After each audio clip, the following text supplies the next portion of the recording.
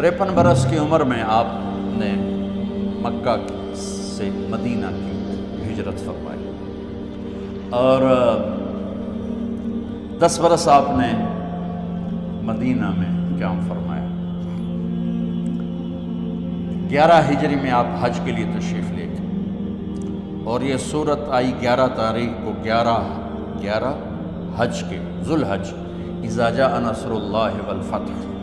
اس میں اشارہ تھا کہ میرے نبی آپ کا مشن مکمل ہو چکا ہے، اب آپ ہمارے پاس آنے کی تیاری فرمائیں۔ 29 صفر، 29 محرم صفر، 29 صفر عصر کی نماز کے بعد ایک جنازہ تھا۔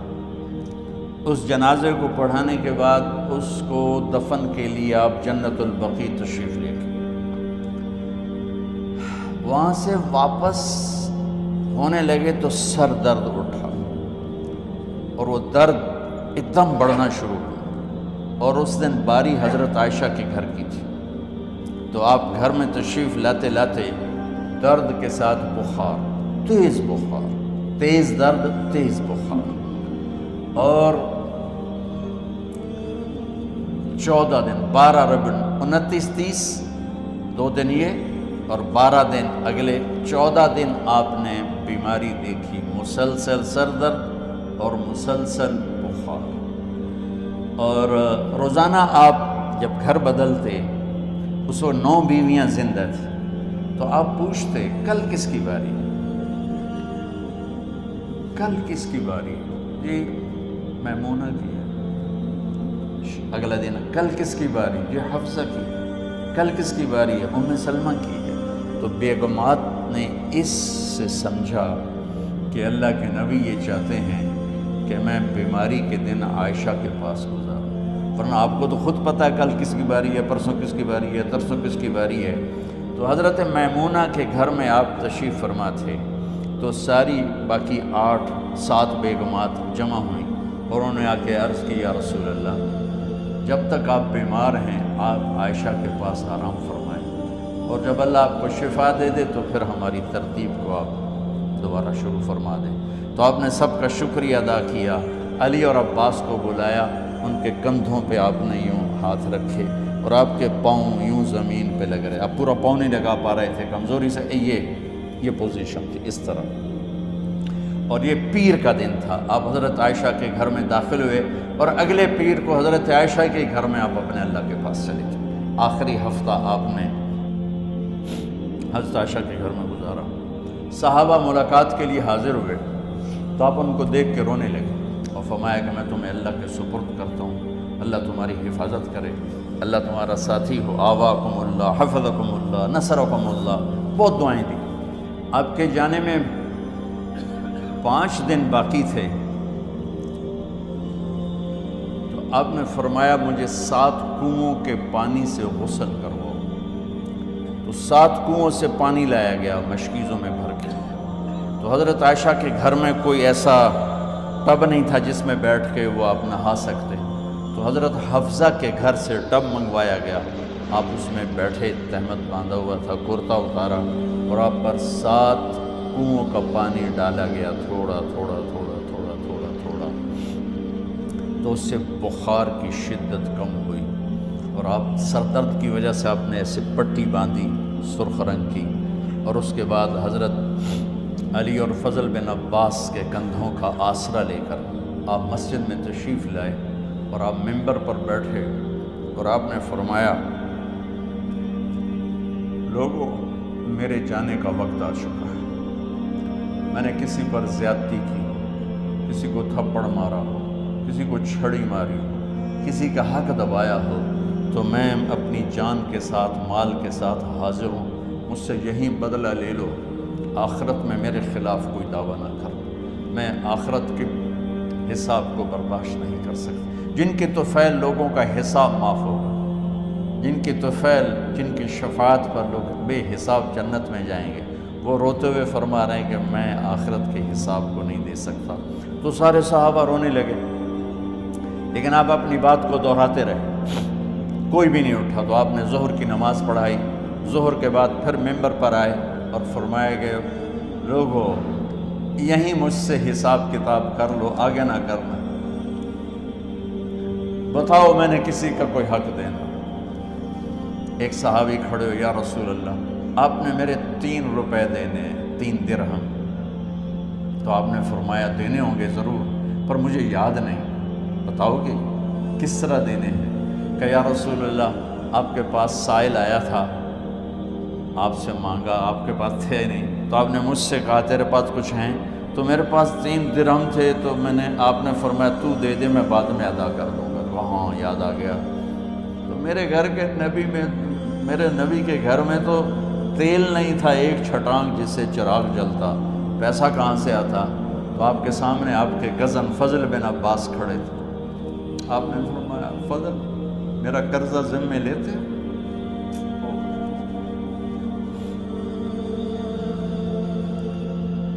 جن کے لیے کائنات سجائی گئی، جنت کی چابیاں جن کو پکڑائی گئی، جاتے ہوئے 3 روپے دینے کی ہمت نہیں تھی، کہ فضل میرا قرضہ ذمے لیتے؟ کہ جی یا رسول میں اپنے ذمے لیتا ہوں، کہ اس سے لے دینا۔ آپ گھر تشریف لے گئے،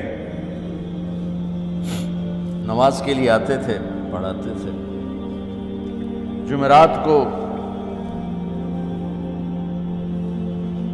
عشاء کی نماز پڑھانے کے لیے اٹھ نہیں سکے، گر گئے،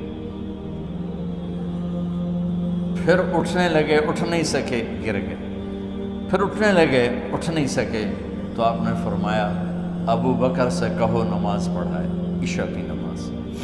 ابو بکر ذرا پیچھے کھڑے تھے، عمر آگے کھڑے تھے، تو لوگوں نے کہا نماز ہی پڑھاؤنی ہے، کوئی پڑھا دے گے، تو انہوں نے حضرت عمر کو آگے کیا، انہوں نے کہا اللہ اکبر۔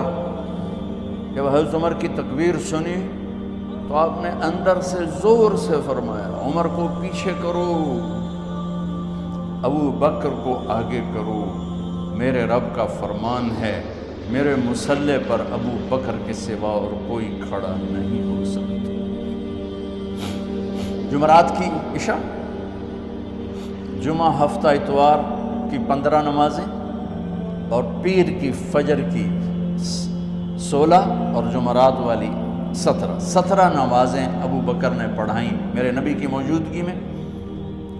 ہفتے کے دن ظہر یا عصر میں آپ علی اور فضل بن عباس کے کندھوں پر ہاتھ رکھ کے مسجد میں داخل ہوئے اور ابو بکر نماز پڑھا رہے تھے۔ ادھر محسوس ہوا کہ اللہ کے نبی آ رہے ہیں، تو ابو بکر نے یوں پیچھے ہٹنا شروع کیا تاکہ مصلی سے ہٹ جائیں، تو آپ نے ایسے ہاتھ کا اشارہ فرمایا کہ کھڑے رہو، ہٹو نہیں، کھڑے رہو۔ تو وہ پھر آگے مصلی پر آ گئے، تو آپ تشریف لائے اور الٹے ہاتھ ابو بکر کے ساتھ بیٹھ کر آپ نے ظہر یا عصر کی 4 رکعت نماز ابو بکر کی امامت میں ادا فرمائی۔ یہ آپ کی آخری نماز تھی مسجد کے اندر امت کے ساتھ اور تشریف لے کے۔ جمعہ کا دن تھا، جبریل آئے، یا رسول اللہ مجھے اللہ نے بھیجا ہے کہ جاؤ میرے محبوب کا حال پوچھ کے آؤ۔ تو آپ درد اور بخار دونوں چیزیں تھیں، سر کا درد بھی ہیوی ویٹ تھا اور بخار بھی، تپش۔ تو آپ نے کہا جبریل تکلیف ہے، تکلیف میں۔ ہفتے کا دن پھر جبریل آئے، یا رسول اللہ مجھے اللہ نے بھیجا ہے کہ جاؤ میرے محبوب کا حال پوچھ کے آؤ۔ پھر آپ نے فرمایا تکلیف میں۔ اتوار کو پھر جبریل آئے، یا رسول اللہ اللہ نے بھیجا ہے کہ جاؤ میرے محبوب کا حال پوچھ کے آؤ۔ 12 ربیع الاول آ گئی، 632 عیسوی اور 11 ہجری۔ آپ کی طبیعت میں بشاشت آئی، تو صحابہ نماز پڑھ رہے تھے، آپ نے دروازہ کھول کے سب کو یوں دیکھا۔ تو حضرت انس فرماتے ہیں ہم سب نماز میں تھے، لیکن جب دروازہ کھلنے کی آواز آئی اور اللہ کے نبی کا چہرہ، تو ہم سب نماز میں یوں ہو گئے، نماز کے اندر ہی سارے اللہ کے نبی کو دیکھنا شروع کر دیا، بھول ہی گئے کہ نماز پڑھ رہے ہیں، ایسے گم ہو گیا آپ میں۔ تو آپ نے جلدی سے دروازہ بند فرما دیا۔ یہ آپ کی آخری زیارت تھی اپنی امت کے لیے۔ اس کے بعد آپ اپنے اللہ کی طرف کا سفر شروع کیا۔ تو اشراق کے بعد آپ نے اپنی بیگمات کو بلایا، ان کو بتایا نہیں کہ میں آج جا رہا ہوں، سب سے ملے، سب کو الوداع کیا اور انہیں بھیجا۔ اس کے بعد آپ نے حضرت فاطمہ کو بلایا، جنت کی عورتوں کی سردار، سب سے زیادہ محبوب بیٹی، سب سے زیادہ جگر کا ٹکڑا، دل کا ٹکڑا کا، جس نے فاطمہ کو دکھ دیا مجھے دکھ دیا، جس نے اسے سکھ دیا مجھے سکھ دیا۔ ہاں، ان کو قریب کا، بیٹی قریب ہو، تو ان کے کان میں کہا میں جا رہا۔ وہ رونے لگی، تو ہم نے کہا رو نہیں، چند دنوں کے بعد تیری میری ملاقات ہو جائے گی سب سے پہلے۔ تو 6 ماہ بعد حضرت فاطمہ کا بھی 24 سال کی عمر میں یا 25 سال کی عمر میں انتقال ہو گیا۔ ان کو رخصت فرمایا، پھر آپ نے داماد مولا علی کو بلایا، ان کا سر اپنی گود میں رکھا اور ان کے سر پہ اور کمر پہ ہاتھ پھیرتے رہے اور ان کو دعائیں دیتے رہے۔ آہستہ آہستہ تھی، آواز اونچی نہیں تھی، پست آواز تھی، اور یوں سر پہ کمر پہ، سر پہ کمر پہ، اور دعائیں دے رہے۔ ان کو رخصت فرمایا، آخر میں اپنے جگر کے ٹکڑے حسن اور حسین کو بلایا، جو ہی سینے سے لگایا آنسو شروع ہو گئے۔ بیویوں کو رخصت کیا، خاموش، بیٹی کو رخصت کیا، خاموش، داماد کو رخصت کیا، خاموش، جو ہی بچوں کو سینے سے لگایا تو آپ کے آنسو نکلنا شروع ہو۔ ایک زہر میں تڑپ تڑپ کے مرے، ایک کا سر کٹ کے نیزے پہ چڑھا۔ میرے نبی آگے آنے والے زمانے میں دیکھ رہے تھے کہ میرے بچوں کے ساتھ کیا ہونے والا ہے، اس پر آپ بے قرار ہو کر روئے، بولے کچھ نہیں، ان کو بھی رخصت فرما دی۔ جب وہ چلے گئے تو جبریل آ گئے، یا رسول اللہ، باہر ملک الموت دروازے پر کھڑا ہے، اندر آنے کی اجازت چاہتے۔ تو آپ نے فرمایا آ جائے، میں نے کب روکا؟ تو ملک الموت اندر آیا، ایک فرشتہ اور بھی تھا، کہا السلام علیکہ یا رسول اللہ، یا رسول اللہ میں آپ کو سلام پیش کرتا ہوں، میں نے کبھی کسی کو سلام نہیں کیا۔ آپ کے رب نے فرمایا جب جاؤ تو اجازت لے کے جانا، بن اجازت اندر نہ جانا، میں کبھی کسی سے اجازت نہیں لیتا۔ اللہ تعالیٰ نے فرمایا آنا چاہیں تو لے آنا، رہنا چاہیں تو چھوڑ کے آ جانا، یہ اختیار اللہ نے کبھی کسی کو نہیں دیا، آپ پہلی اور آخری ہستی۔ تو آپ نے فرمایا اگر میں اجازت دے دوں تو میری جان نکالو گے؟ تو اللہ کے امر کا پابند۔ تو آپ نے جبریل سے پوچھا کیا کہتے ہو، تم کیا کہتے ہو؟ جبریل نے کہا یا رسول اللہ، اللہ آپ کی ملاقات کے شوق۔ میرے بھائی بہنوں، اللہ سے یہ دعا کیا کرو، یا اللہ ایسی موت دے جب جانے کا وقت ہے تو ہماری ملاقات کے شوق۔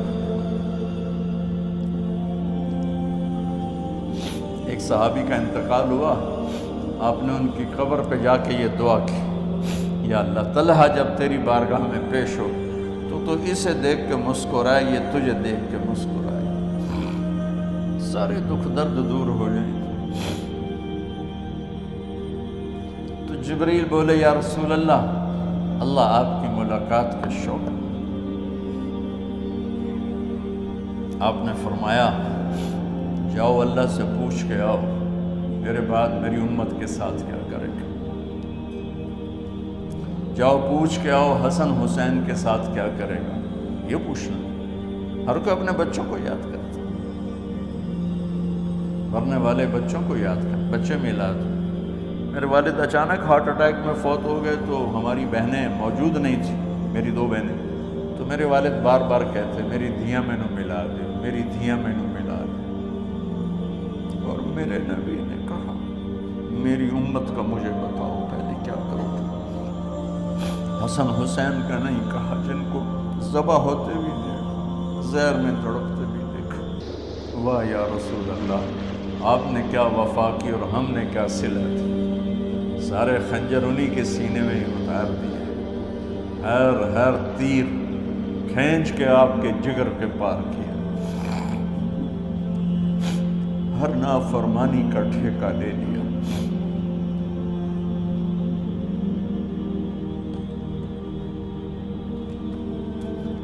جاؤ پوچھ کے آؤ میرے بعد میری امت کا کیا کرے گا۔ تو جبریل جا کر پیغام لائے کہ اللہ تعالیٰ فرما رہے ہیں ہم آپ کی امت کو تنہا نہیں چھوڑیں گے۔ میرے رب کی عزت کی قسم، خواتین و حضرات، میرے رب کی عزت کی قسم، میرے نبی یہ بات نہ اٹھاتے تو کوئی ہم میں خنزیر بنتا، کوئی بندر ہو جاتا، کوئی کتا ہو جاتا، کوئی سانپ بچھو بن جاتا۔ اس کملی والے پہ درود و سلام پڑھو جس نے اولاد کو پیچھے کر کے تمہیں اللہ سے مانگا۔ جب تک اللہ نے یہ نہیں کہا کہ آپ کی امت کے بارے میں راضی کر دوں گا، آپ نے فیصلہ نہیں کیا کہ چلو ملک الموت اللہ کی تقدیر کو پورا کر، اور جاتے ہوئے 2 نصیحتیں فرمائیں، وہ بھی بچوں کے لیے نہیں، بیویوں کے لیے نہیں، امت کے لیے۔ الصلاۃ وما ملکت ایمانکم، اے میری امت نماز نہ چھوڑنا، نوکروں سے اچھا سلوک کر، حقوق اللہ نماز، حقوق العباد غریب لوگ کا فرمایا غریبوں پہ ترس کھانا، اپنے نوکر ملازم غلاموں پہ ترس کھانا، اور نماز نہ چھوڑنا، نماز نہ چھوڑنا، نماز نہ چھوڑنا، نماز آخر الفاظ سے نماز نہ چھوڑنا، نماز نہ چھوڑنا، نماز نہ چھوڑنا۔ اور اب حضرت عائشہ کے سینے پر اس طرح نیم دراز تھے، حضرت عائشہ یوں سیدھا بیٹھی ہوئی تھی۔ اب فرمایا کل مجھے فخر حاصل ہے، مات فی سحری و نحری، میرے نبی نے میری گردن اور سینے کے درمیان اللہ کو جان پیش کی۔ آپ اس طرح نیم دراز تھے تو تھوڑی دیر پہلے عبد الرحمن بن عوف آئے، عبد الرحمن بن ابو بکر آئے، آپ کے ہاتھ میں تازہ مسواک تھا، آپ مسواک بہت فرماتے تھے، تو آپ اتنے کمزور ہو چکے تھے کہ بولا نہیں جا رہا تھا، تو آپ کی نظریں مسواک پہ ٹک گئیں، دیکھے جا رہے ہیں، مسواک کو دیکھے جا رہے ہیں۔ حضرت عائشہ نے محسوس کیا کہ نظریں مسواک پر ہیں، تو کہا یا رسول اللہ آپ مسواک کرنا چاہتے ہیں؟ تو آپ نے تو حضرت عائشہ نے اب بھائی سے لے کر وہ لکڑی اور اپنے منہ میں چبائی اور آپ کے منہ میں اس طرح کر کے خود چلائی، کہا میں وہ خوش قسمت ہوں جس کا لعاب آخری غذا تھی جو میرے نبی کے منہ میں گیا، وہ حضرت ام عائشہ کا لعاب مبارک تھا۔ اور پھر اس کے بعد اگلا یہ سارا واقعہ ہوا تو آپ نے کہا الصلاۃ وما ملکت ایمانکم، ایک نماز نہ چھوڑنا، ایک اپنے نوکر نوکرانی غلاموں سے اچھا سلوک کرنا، اور پھر اللہم الرفیق الاعلی، یا اللہ بلا لے۔ جب آپ نے اعلان کیا کہ چلو تقدیر کو پورا کرو، تو جبریل بھی غمگین ہو کر کہنے لگے یا رسول اللہ پھر میرا بھی آج دنیا میں آخری دن ہے، آج کے بعد میں بھی کبھی اس دنیا میں لوٹ کے نہیں آؤں، یعنی وحی کے ساتھ۔ آپ کی آنکھیں بند ہوئیں، حضرت عائشہ رضی اللہ تعالیٰ عنہ کی چیخ نکلی تو ساری بیگمات دوڑی دوڑی آئیں، تو آپ کی منزل پوری ہو چکی تھی، تو آپ کو لٹایا گیا اور چادر ڈال دی گئی۔ ابو بکر رضی اللہ تعالیٰ عنہ اپنی دوسری بیگم کے پاس گئے تھے عوالی، 3-4 میل، پتہ چلا تو وہاں سے گھوڑے پر وہ دوڑتے ہوئے آئے اور آ کر آپ کے ماتھے سے چہرے سے کپڑا ہٹایا اور آپ کے ماتھے پر بوسہ لیا، تو آپ کے آنسو ماتھے پر گرے، کوا و نبیہ و خلیلہ و صفیہ، ہائے میرا نبی، ہائے میرا دوست، ہائے میرا خلیل، ہائے میرا جگر، کہ یا رسول اللہ آج کے بعد آپ کوئی دکھ نہیں دیکھی۔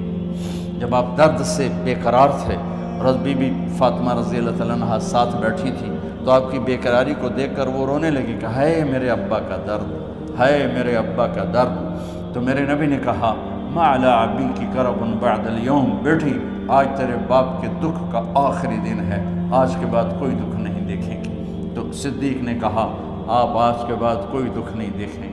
اب تشریف لے گئے مسجد میں، تو کوہرام مچا ہوا تھا، کچھ گمسم تھے، اور عمر رضی اللہ عنہ تلوار اٹھائے ہوئے تھے، جو کہے گا اللہ کا نبی فوت ہو گیا میں سر اڑا دوں گا، وہ فوت نہیں ہوئے، وہ اللہ کے پاس گئے۔ ایک جنونی کیفیت پیدا ہو گئی، وہ واپس آئیں گے، سارے کفار سے جہاد کریں گے۔ تو ابو بکر ممبر پر آئے، کہا عمر بیٹھ جاؤ۔ عمر کہنے لگے نہیں بیٹھتا، انکار نہیں بیٹھتا، اور تلوار ایسے، سبحان اللہ، واہ صدیق واہ۔ آپ نے ممبر پہ کھڑے ہو کر کیا سونے سے بھی لکھے جائیں تو کم ہے، قیمت اس سے زیادہ ہے، میرے صدیق نے کہا لوگو من کان یعبد محمدا فإن محمدا قد مات، جو محمد کی پوجا کرتے تھے تو آج محمد کو اللہ نے موت دی تھی۔ ومن کان یعبد اللہ فإن اللہ حی لا یموت، اور جو اللہ کی پوجا کرنے والے ہیں وہ یاد رکھو ان کا اللہ زندہ ہے، موت سے پاک ہے۔ پھر آپ نے انک میت وانہم میتون، میرے محبوب آپ کو بھی موت آئے گی اور ان سب کو موت آئے گی۔ حضرت عمر فرماتے ہیں جب میں نے یہ آیت سنی تو میں یوں نہیں گرا، ایسے گرا سیدھا، ٹانگوں سے جان نکل گئی تو یوں گرے ایسے یوں، اور کہنے لگے مجھے یقین ہو گیا کہ موت آ گئی، اور اللہ کے نبی ہمیں چھوڑ کے چلے گئے۔ غسل کون دے، کیسے دے؟ اہل بیت نے غسل دینا تھا۔ آپ کے کپڑے اتار کے غسل دیا جائے یا جو آپ نے کپڑے پہنے ہیں اسی میں غسل دیا جائے تو پریشان ہے، کیا کیا جائے؟ سب پہ اونگ طاری ہو گئی، ایک دم سب کو نیند آئی اور غیب سے آواز آئی کہ ہمارے نبی کو کپڑوں سمیت غسل دیا جائے۔ آپ کے بدن مبارک سے کپڑا نہیں اتارا ہے، کوئی اتارے نہیں، تو اس آواز پر سارے بیدار ہوئے۔ تو حضرت عباس، فضل بن عباس، شقران آپ کے غلام، اور اسامہ بن زید اور علی بن ابی طالب آپ کو غسل دینے والے تھے۔ حضرت علی آپ پر پانی ڈال رہے تھے اور فضل بن عباس جسم کو مل رہے تھے، اور حضرت علی ساتھ ساتھ روتے ہوئے یا رسول اللہ آپ نے ہمیں صبر کا حکم دیا، اگر آپ ہمیں صبر کا نہ کہتے تو آج ہم دنیا کو رو کے دکھاتے، اور آج ہم دنیا کو اپنا غم دکھاتے کہ کس طرح غم کیا جاتا ہے۔ اور یا رسول اللہ آپ کے جانے پر وہ نقصان ہے جو قیامت تک نہ پہلے ہوا نہ بعد میں ہوگا کہ آپ کے بعد نبوت کا دروازہ بند ہو گیا۔ اس طرح پانی بھی ڈال رہے تھے اور روتے بھی جا رہے تھے، اور فضل بن عباس وہ آپ کے پہلو بدل کر ہاتھ مل رہے تھے، ہاتھوں سے مل رہے تھے۔ قبر کے کھودنے کا وقت آیا تو وہ لحد ہوتی ہے، کھڈا کھود کے پھر سائیڈ میں کھڈا کھودا جاتا ہے، اور ایک ہوتا اسٹریٹ جیسے ہمارے ہاں ڈال کے اوپر وہ سلیب ڈال دیتے ہیں، تو کیسے بنائی جائے؟ تو ابو طلحہ رضی اللہ تعالیٰ عنہ قبر بناتے تھے وہ والی لحد والی، تو فرمایا جو پہلے آ جائے گا نا وہی قبر تیار کر۔ تو ابو طلحہ پہلے آ گئے تو لحد والی قبر تیار کی گئی، اور آپ کے کفن دینے کے بعد وہی وہ سب چلے گئے۔ اس کے بعد باری باری اہل بیت، ان کی خواتین، ان کے بچے، پھر مہاجرین، ان کے خواتین، ان کے بچے، ان کے نوکر، پھر انصار، ان کی خواتین، ان کے بچے، ان کے نوکر۔ تو پیر اور منگل یہ 2 دن سارے گزر گئے، اور منگل کو عشاء کے بعد جا کر یعنی بدھ کی رات آپ کی تدفین کا وقت آیا۔ تو جب آپ کو قبر میں اتار دیا گیا تو مغیرہ بن شعبہ رضی اللہ عنہ کھڑے تھے، انہوں نے اپنی انگوٹھی اتار کے اندر پھینک دی لحد۔ تو پھر کہنے لگے علی یہ میری انگوٹھی نیچے گر گئی ہے، اٹھا لو۔ ایک بہانہ کیا نبی کو بوسہ لینے کا، انگوٹھی پھینک کر فرمانے لگے علی وہ میری انگوٹھی گر گئی ہے، اٹھا لو۔ سب دیکھ رہے تھے کہ پڑی ہوئی کہاں، اٹھا لو۔ تو انگوٹھی کیا اٹھانی تھی، نیچے جا کر اللہ کے نبی کو لپٹ گیا اور دھاڑ دھاڑ رونا شروع کیا، سب صحابہ کی چیخیں نکال دی۔ انگوٹھی تو ایک بہانہ ہی تھا، آخری شخص جس کا جسم نبی کے جسم سے ٹچ ہوا وہ مغیرہ بن شعبہ ہے۔ تو پھر سب نے شور مچایا کہ باہر نکالو، باہر نکالو، باہر نکلو۔ باہر نکلے تو اینٹیں لگائی گئیں، مٹی ڈالی گئی۔ تو جب واپسی ہوئی تو حضرت انس گزرے تو حضرت فاطمہ کھڑی تھی، طابت نفوسکم ان حسیتم علی رسول اللہ التراب۔ انس کس جگر کے ساتھ تم نے نبی کو مٹی میں چھپا دیا، کس جگر کے ساتھ تم نے نبی کو مٹی میں چھپا دیا۔ اللہ سے ملا دے۔ قبر دیکھنے کو خوفناک ہے، اگر اللہ راضی ہے، جب کبھی قبر سے ڈر لگتا ہے، بہت ہی لگتا ہے، تو خیال آتا ہے اگر اللہ راضی ہے پھر تو مسئلہ ہی کوئی نہیں ہے، چونکہ اللہ نے اپنے محبوب کو بھی قبر میں اتارا۔ یہ نہیں کہا کہ ایک خوبصورت بیڈ روم بنا کے اس میں لٹا دو، کہا قبر میں اتارو۔ اگر اللہ راضی ہے تو مرنے والی ہو یا مرنے والا ہو تو مزے ہی مزے ہیں۔ یہ سارے دعا کرو کہ جب ہم دنیا سے جا رہے ہیں اللہ ہم پہ خوش، اللہ ہم سے راضی۔